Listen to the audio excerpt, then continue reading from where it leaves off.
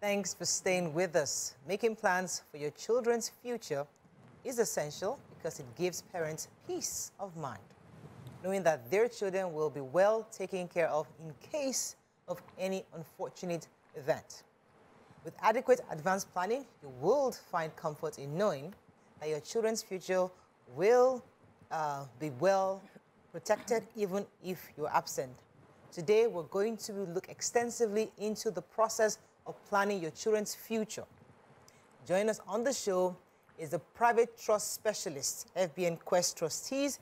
With us, Mutiat Olatunji. Welcome to the show. Good morning. Thanks for having me. Good to have you on the show. All right, so when we talk about planning for children, what exactly are you referring to? Okay, so I'll take it from the position of financial planning, because that's the first thing you have to think of. And before you even think financial planning, you have to think the age of the child. So the first thing is the age of the child. In financial planning, you sit down and ask yourself, what are my goals and aspirations for this child? What do I want this child to achieve?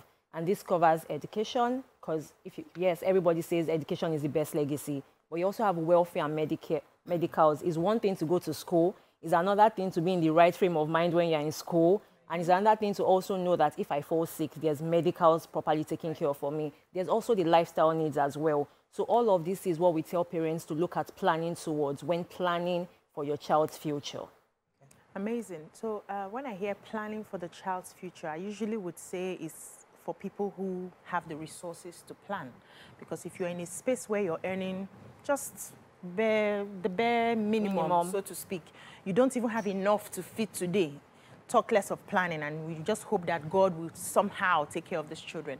Now, what would you say to those people who are they're not wealthy, they're not rich, they're just middle class, lower middle class? How can they, or is this plan not for them? The plan is for everyone, that's the simple truth. And you'll be surprised that saving or putting aside 1,000 naira every day for your child's future would go a long way. Because in 10 years' time, you've saved a whole lot. And the truth is that, yes, today you might think I'm not so financially okay, but if you don't start taking that conscious step to plan today, how are you going to be able to plan when you get to that comfortable position? So it's a conscious effort, an intentional effort that every parent or guardian must make. And again, even if you're not so financially buoyant today, what happens when you're no longer in the picture? What becomes the fate of those children? Do you want to leave them to relatives and friends to start crowdfunding for them to be able to attain the basic, which is the simple thing that children are supposed to have, which is education? So start small, that's what we tell people. When you were talking earlier, you talked about the age of the child. Yes. And I'm wondering, when you say the age, how young should I start planning for my child? From when they are born, an infant, or when they're in primary school, or when I see that they're off to university? When should I start, and what would the plans look like for each child at different stages? Okay, I think you should start planning from conception. Because if you ask me, the moment you find out you're expecting a child, you start picking baby names, you start doing shopping, you start deciding where do I want to have this child, what doctor, what hospital do I want to use. It is at that point you also start planning for the financial life of the child. Because if you do not take that step at that point in time, you might get entangled in the baby blues, the baby comes, and they grow up really fast. True. Before you know, the child is 4 or 5, and you're like, wow, where did time go? So from conception is when you start planning. All right, so when it comes to people like us that have multiple children, are you thinking that do we put all plans together for all 4, or do we have them separate? Because when you're saying 1,000 naira a day, that's about 30K a month. Yes. For me, for somebody, 30K. For me, 4 kids, it's not 30, that's 120,000. So, That's 1K on each child. You know, so how do we do it? I mean, do we do together, or can we do separate plans for each child? Okay, so there are 2 options. You can have one plan, depending on the instrument you want to use. If it's a will, then you can only have one will. You can't have 4 different wills because you have 4 different kids. But if you want to use the instrument of a trust, you can set up one trust and have sub-accounts for each child. What that helps you to attain is that all your 4 kids are not the same age. And that means they are going to be at different levels at every point in time. If you have just one plan, the child that is, let's say, 15 and is going into uni might deplete the funds in the next 5 years. And the child that is 2 is left with nothing. So you can create sub-accounts.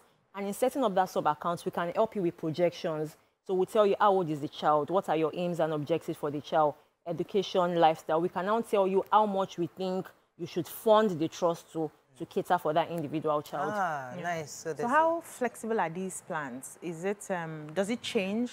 Do we have an opportunity to say, okay, these kids are growing from this stage to this stage. I would like to change the plan to look this way or look that way. Or once you set it, that's how it runs till it's done. Okay, so that's the beauty of setting up a trust for the children now. You are the settlor and you can always amend and update. So for example, there's this girl I know that scored 308 in JAMB.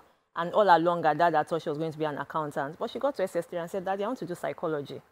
So everything, the plans has changed, the financial aspiration has changed. Because he's still alive, he can amend and or adjust the plan to suit what his daughter wants to study now. So it's very flexible. Okay, amazing. So how do you come in? Okay. FBNQuest. Okay, so FBNQuest Trustees, we've been in this industry for over 40 years, and that means we have track records. We've handled and helped people plan for their future over several years. And so we have the capacity, and you can always reach us on the number on the screen. We are here to help you, give you professional advice you on how best to structure it, and also help with financial projection when you want to plan for your children. I mean, as I was saying during the break, that it's mouth I've been using to call you. One of these days, I need to come and sit down in your office and say, because I have a lot of plans, because I need a plan. So I mean, it's a good idea that when you have consultations, right? Yes. So when people come to you, you consult and help them understand first before they take decisions. But are you one of those people that be calling and be disturbing people to start? Or how? Oh yeah, madam, we're waiting. We have not collected the money. So we won't bug you with calls. And the thing about us is that no two trust is the same. So everything is tailor-made to fit the needs of an individual. So that's why we'll sit down with you and talk to you first, and then we'll now take it up. And no, we won't bug you with calls. At least I have not bugged you with calls yet. So. Fantastic. Any other thing you want to say before we wrap up? So what I'll say to parents is that things are happening. People are passing on, and they are leaving kids. I'm sure we all have one neighbor or one friend that mother and father passed, and we had to crowdfund or put funds together for the children. We've also seen instances where kids that used to attend the best of schools, within the space of 6 months, mother and father died, and that was all for them. Now they are going to the barest minimum school, and they could afford the best when their parents were alive. So take the conscious efforts today to plan towards your children's future.